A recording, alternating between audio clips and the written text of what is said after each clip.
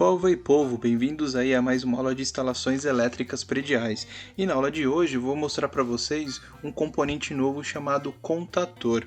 E o que é esse contator? O contator nada mais é do que um conjunto de contatos que sofrem alteração por um campo eletromagnético. Eles mudam de posição ao sofrerem aí uma atração por um campo eletromagnético.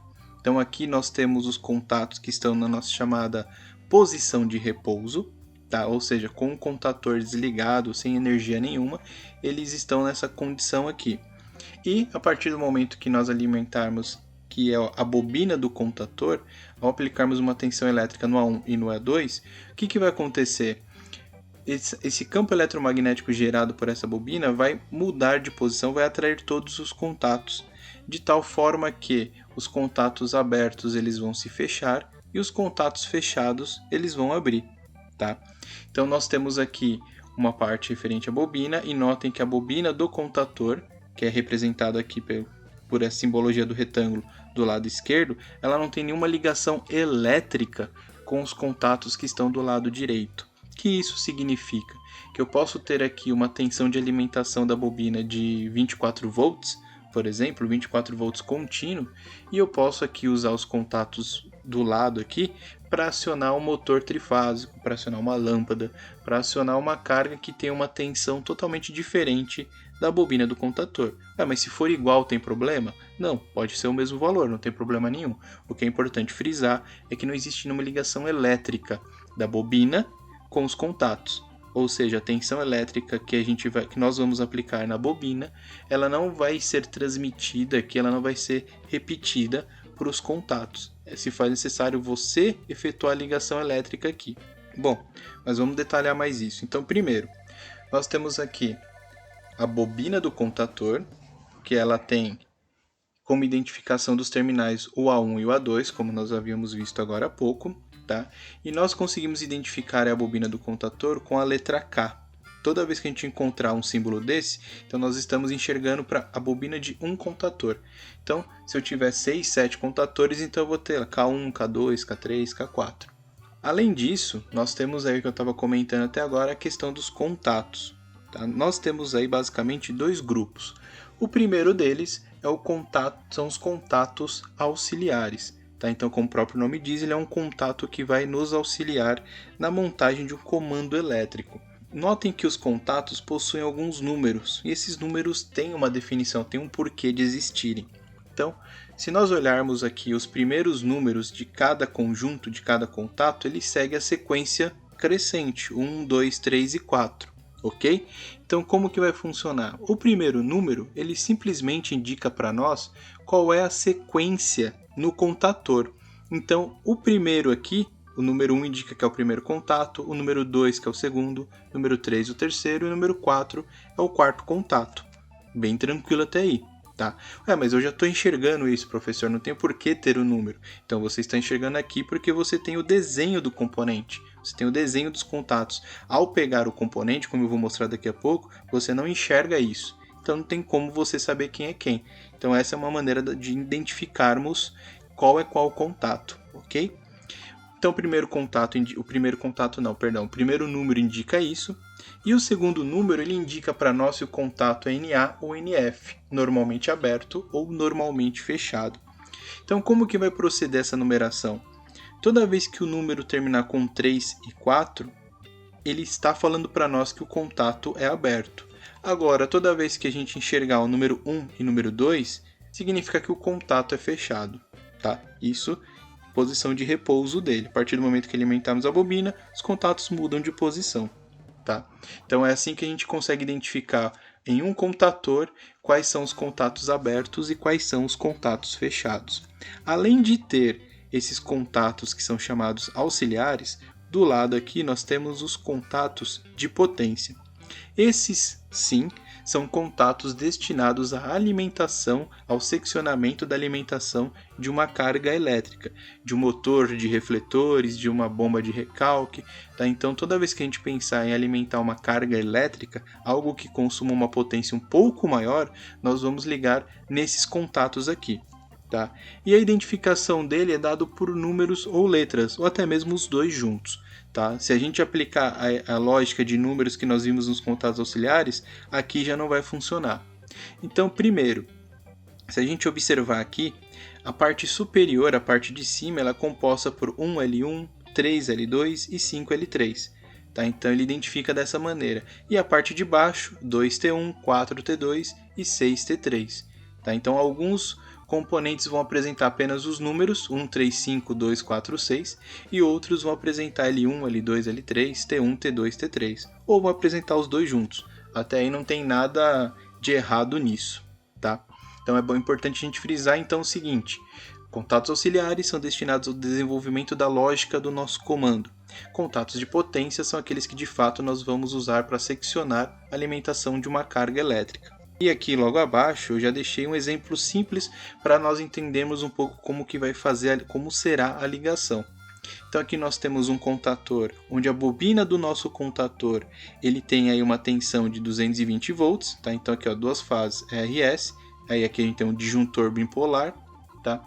E como vai funcionar? Ao pressionar a botoeira aqui chamada de B1, e notem que ela tem o número 3 e 4, ou seja, ela é uma botoeira, um contato normalmente aberto. Ao pressionar, ela vai fechar o circuito e vai alimentar essa bobina, ok? E o fato de estar um pouco aqui desalinhado não quer dizer nada. Ao alimentar essa bobina, tudo aquilo, qualquer contato no nosso esquema elétrico que tiver identificado como K1, vai mudar de posição. No nosso caso, é só essa parte do desenho aqui. Tá? Então, ao pressionar a botoeira, ele vai alimentar a bobina e esses três contatos aqui de potência do contator K1, eles vão mudar de posição, ou seja, eles vão fechar. Tá? Ao fechar aqui o contato, ao mudarem de posição, eles estão mandando aqui para a lâmpada a fase T, que passa por um disjuntor monopolar, e estão também mandando o neutro para a lâmpada, ok? Então notem que aqui eu tenho uma bobina 220 e aqui eu tenho uma alimentação 127 volts. Até aí não tem problema nenhum, ok? Então pressionou a botoeira, ele vai alimentar a bobina e alimentando a bobina através de um campo eletromagnético vai fechar os contatos. Tá? Os contatos vão mudar de posição e a lâmpada acende. Enquanto eu estiver pressionando essa botoeira, enquanto o contator estiver energizado, a bobina dele estiver energizada, a lâmpada vai ficar acesa. A partir do momento que cessar a alimentação do contator, a lâmpada apaga. Tá? Já sabemos o que é um contator, já sabemos a lógica dele, já temos uma ideia de como ele vai funcionar, de como é um esquema de ligação com o contator. Cabe agora para nós, para começar a finalizar essa aula, entender e definir qual a categoria que eu vou escolher para o meu contator. Então nós temos 4 categorias. A primeira delas, chamada AC1, ela é aplicável a aparelhos de corrente alternada e ela deve ter um fator de potência de no mínimo 0,95. Então normalmente a gente usa esse tipo de categoria para cargas que sejam predominantemente resistivas. Tá? O próximo, que é o AC2, ele é destinado a partidas e desligamentos, então você vai acionar e desacionar motores. Quando você vai fechar, quando você vai ligar o motor, ele suporta no fechamento 2,5 vezes a corrente nominal do motor, tá? Por conta de corrente de pico e tudo mais. Então o motor ele tem essa característica. Então ele tem a capacidade de suportar esse valor de corrente aqui. E ele interrompe a corrente nominal do motor com a tensão próxima da rede, porque quando a gente começa a trabalhar com carga indutiva, tanto a tensão quanto a corrente ela podem sofrer algumas variações. Tá? Então a C2 ele é destinado a esse tipo de comportamento. Nós temos aqui o contator AC3, que é destinado a motores de gaiola, que é uma configuração do motor, tá? De um tipo de motor, né? E ele tem aqui a interrupção com o motor em regime, está em funcionamento, e ele suporta aí de 5 a 7 vezes a corrente nominal do motor. Vale lembrar e ressaltar que esses valores aqui, corrente nominal de motor, 5, 2,5 vezes, é referente aos contatos de potência do motor, porque são nesses contatos que o motor vai ser ligado, então a nossa carga elétrica vai ser ligada. E no nosso último caso aqui, nós temos o AC4, que nós usamos ele para frenagem por contracorrente. Existe a possibilidade de você criar um freio no motor através aí de uma contracorrente. E ele também, aí, em fechamento, suporta de 5 a 7 vezes a corrente nominal do motor. O que cabe agora a nós é dar uma olhada como ele é fisicamente. E aí, mudando a página, eu criei aqui no SolidWorks um desenho de um contator. Então notem aqui o seguinte, esse modelo de contator ele apresenta para nós duas entradas aqui em cima. Nós temos ali, que eu não sei se dá para enxergar direito, um parafuso chamado A1 e o outro parafuso chamado A2. Alguns contatores te permitem ter A1 e A2 na parte de cima e eles apresentam também A2 na parte de baixo. Aqui, ó. O A2 na parte de baixo.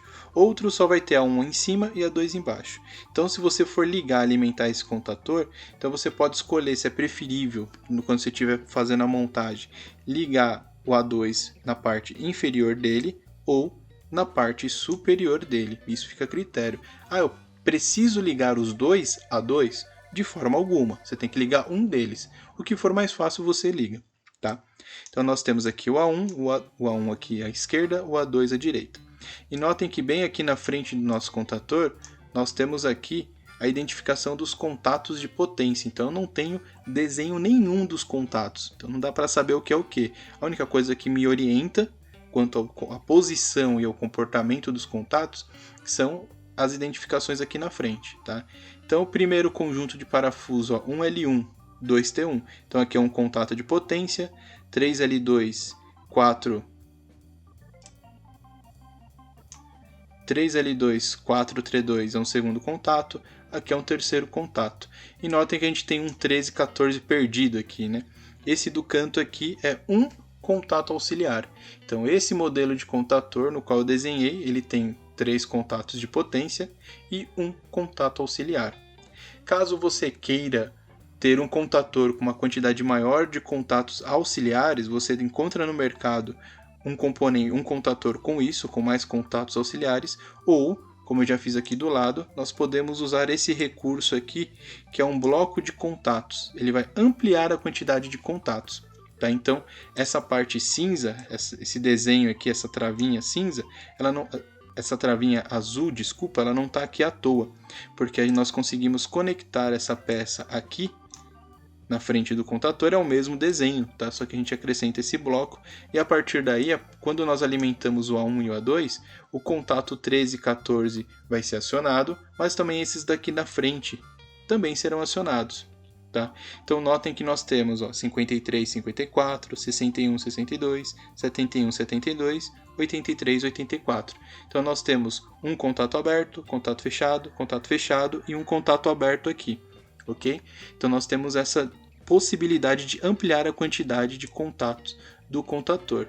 Tá? Então, deixa eu ver se consigo mostrar para vocês.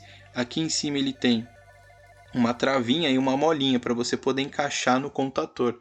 Né? Aí você acaba ampliando. Não tem a necessidade de você comprar um contator com uma quantidade maior de contatos auxiliares. Você tem esse recurso do bloco. Ok? Povo, espero que vocês tenham gostado aí dessa aula. Qualquer dúvida, por favor, deixe aí nos comentários. E por favor, também não se esqueça de se inscrever no canal. Diariamente eu estou postando vídeo aí para vocês. Beleza? Até a próxima. Falou!